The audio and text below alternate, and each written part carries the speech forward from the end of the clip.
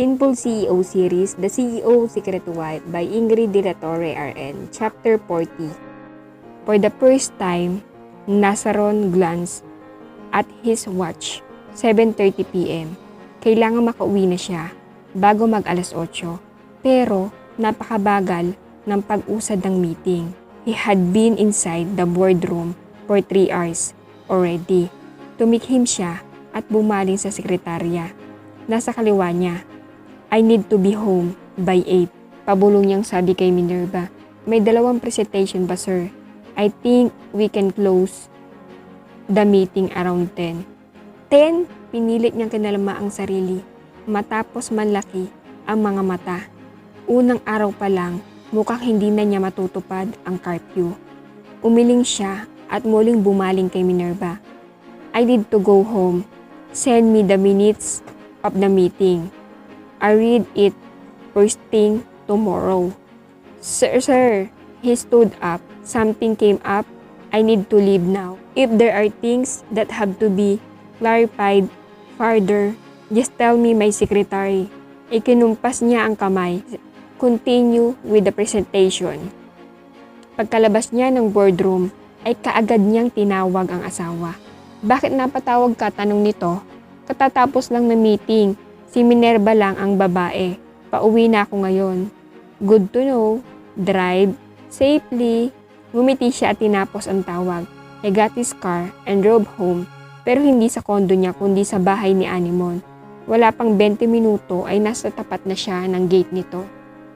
Anong ginagawa mo rito? I want to see you. Miss na kita. Can I spend the night here with you? Tumaas ang kilay nito. Naniniguro ka? Sa deposito mo? He chuckled. Gusto lang kitang makasama. Napailing na lang si Anemone at binuksan ang gate. Pagkapasok niya ay mabilis niyang hinila ang asawa at isinandal ito sa pader.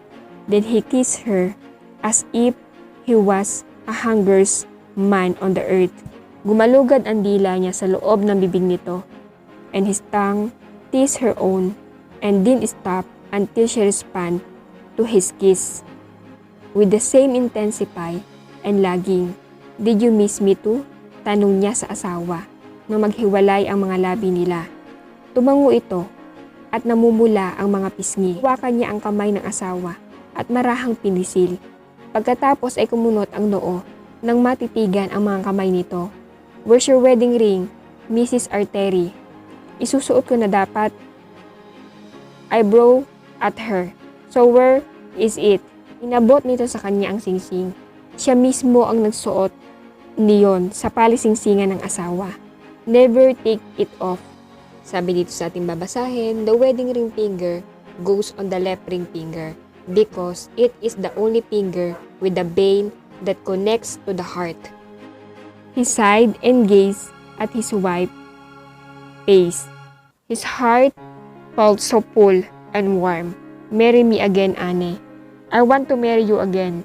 This time, I want the whole world to know that you are mine, that you are my wife, and that no one can take you away from me. I want them to know that I'm so in love with you. Namula ito at napangiti.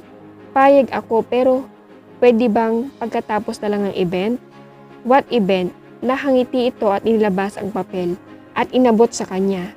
I have been nominated for MNS Award Rookie category, sabi ni Senior Crisologo. Ibinalik mo raw ang suporta mula sa samahan. Ayaw kong isipin ng mga tao na dahil sa impluwensya mo sa MNS, kaya napasama ako sa mga nominado.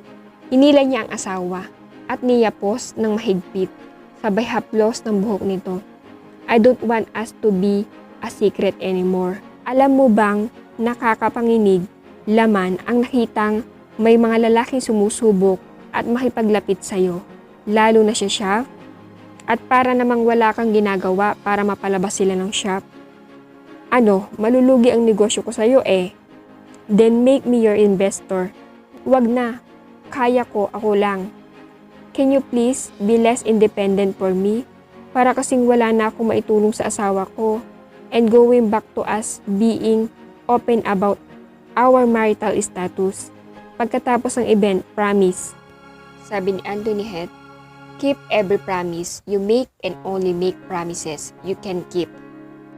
He sighed, fine, but we will start planning for the wedding. Hinagkan niya ang tuktok ng ulo ng asawa.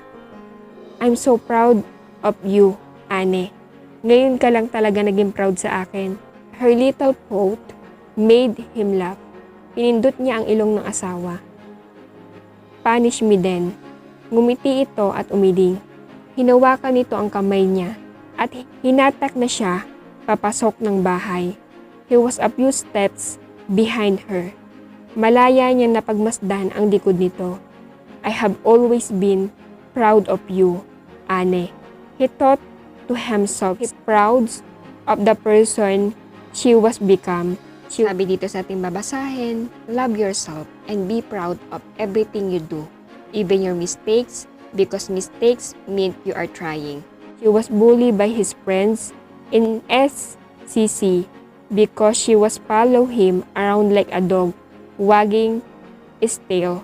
Magkahaganon man, ay matataas pa rin ang nakukuha nitong marka. Bukang bibig ito ng mga prop.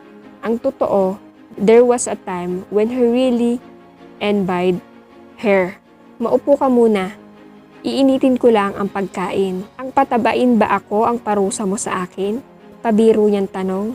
Gasyong kong pakainin ka dahil asawa mo ako. Sambit nito. Saka tumungo sa kusina. He was stunned for a second. Napakasarap pakinggan ng sinabi nito. Tumayo siya at niyakap mula sa likod ang asawa na nakatayo sa tapat ng microwave oven. He kissed the side of her ear. Pinagapang niya ang mga labi patungo sa likod ng tenga nito, pababa sa leeg at nag-iwan ng marka. Umungol si Anemone. Did you just leave a kiss mark on my neck? He grinned against her skin. Yes. Hindi na tayo bata para gawan mo ko niyan. What's wrong with leaving a kiss mark on my wife's neck? Gusto ko lang malaman ng iba na may may-ari na sayo. At ako yon. Bahala ka nga. Sige na, maupo ka na. At handa na itong pagkain. Mamaya na yan. Anong mamaya? Hindi nito natapos ang lintaya dahil ipinangko niya ito at dinala sa kwarto. Ibinaba niya ito sa kama at kinubkuban. Saka pinaliguan ng halik sa leeg at balikat. Teka, hindi pwede ngayon. He paused and looked straight into his wife's eyes. Kuwan kasi eh. Oh, is that time of the month? Tukoy niya sa buwang dalaw nito. Tumango ito. Bumangon siya at naupo sa gilid ng kama. Niyakap siya nito mula sa likod at inilipat ang labi sa tenga niya. He shut his eyes when he felt the softness of Anemone lips on his ear. I can still satisfy you, husband. Hinila siya nito at itinulak pahiga sa kama. Hinilikan siya ni Anemone sa labi at pinagapang ang halik sa leeg niya, sa dibdib hanggang tiyan at pababa pa. She unbuttoned and unzipped his pants. Hila nito pababa yun. What are you, Ane? Napamura siya nang hawakan ng asawa ang ari niya. And it was not on her hands that held his cock. Excitedly, her mouth wanted to take part in their private erotic party and close around the head of his rock-hard meat.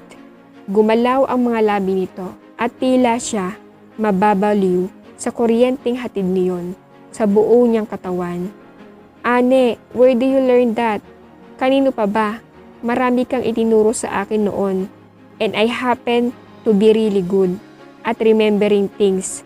She winked at him and continued pleasuring him. Napaungol na lang siya at sumabunot ang mga kamay sa buhok ng asawa. He thrust in and out of her nutty mouth until his body teased and exploded in her mouth. Pinanood niya ang asawa. She swallowed his juice and it was something really worth seeing. Kasabay niyon ay may malakas na pagkabog ang dibdib niya, lalo na nang ngumiti sa kanya si Anemone. Good Lord, I love her so much that if you take her away from me, will surely die, tahimik niyang anas. Aneng, napatingin si Anemon sa taong sumambit ng pangalan niya. Ladder, laylay ang mga balikat nito at malungkot ang mga mata. Nakatayo ito sa pintuan ng shop. Madilim sa labas at wala ng customers. Maupo ka. Iminunsyo niya ang sopa. Can we talk? Bumuntong hininga siya at tumango. Naupo siya sa single seater at tumingin sa binata at napako ang mga mata sa ibaba. Anong problema? Mahal mo ba talaga siya? Hindi niya inaasahan yon. And it wasn't even a question. Hindi tuloy niya alam kung ano ang tama at dapat sabihin kay Ladder. He laughed bitterly, briefly. I was a fool, wasn't. I thought you've been happier with me. Akala ko kasi nabura na ang damdamin mo para sa kanya. Akala ko rin, Ladder. I thought have gotten over him. Hindi pa rin pala. Sabi ni Anurag Sharma, I thought you loved me and cared too, and my presence really mattered to you. But I was wrong, my dear. As time passed, I realized that I was just an option. Only when there was no one around you. I just learned to love myself better. Huminga ito ng malalim at tumitig sa kanya. Nakita ko siyang pumasok ng bahay mo. Nakita ko hinalikan ka niya. At nakita ko ang walang pagdadalawang isip mong pagtugon sa mga halik niya. Ladder, napaginipan kita noong suot ang puting trahe de boda. Akala ko ang ibig sabihin niyon ay magiging totoong asawa kita. Pero sa tingin ko ngayon, ang ibig sabihin ng panaginip ko ay magkakabalikan kayo ng kapatid ko. Ladder clenched his chest and his jaw tightened. Mahal na mahal kita, alam mo ba? Ikaw lang ang babaeng minahal ko. Mula pagkabata, mahal na kita. Kumirot ang dibdib niya para kay Ladder. At manghahawakan niya ang binata, pero itinaas nito ang kamay at payak na ngumiti. Please, huwag mo akong kaawaan. I don't want the woman I love to pity me. He breathed in. I love you, but I'm letting you go. He tried to smile despite the sadness in his eyes. I'm dating Ruthie now. Ruthie, ang best friend mo noong college sa SCC. Hindi siya halos makapaniwalang malaki ang pagkagusto noon ni Ruthie kay Ladder, kahit hindi ito pinapansin ng binata. Tumayo si Ladder. Babalik na ako sa Santa Catalina para makasama ko na ng madalas si Ruthie. Ang mga negosyo rito, si Papa na raw muna ang bahala. Ipaabot mo na rin kay Nazaron na wala na siyang dapat ipag-alala kay Papa. Nakumbinsi ko na siyang hayaan kang manatili rito. He tapped her shoulder and smiled. I'm sorry. Para saan? For kissing you, for saying that note was mine, and for trying to ruin your relationship with my half-brother. Pagkasabi niyon, ay tumalikod na ito. Pero bago ito tuluyang makalabas, ay may pahabol pa siya. Salamat.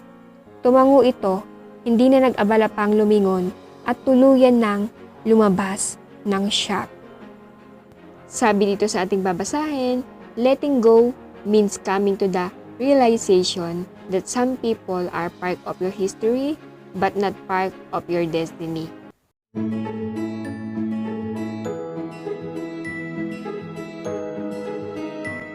Kung di mo pa napanood ang ibang chapter ng istoryang ito, ilalagay ko rito. Mga certified love story lovers, ang pakikinig at pagbabasa ay ang mga bagay lamang na nagbibigay daan sa inyo upang makita ang inyong imahinasyon. I-follow nyo na rin ako sa aking Facebook page at Facebook account. Like, share, and comment down below. Kung di ka pa nakaka-subscribe, subscribe na on my YouTube channel. Hit the bell button para lagi kang updated sa mga bago kong bidyong i-upload.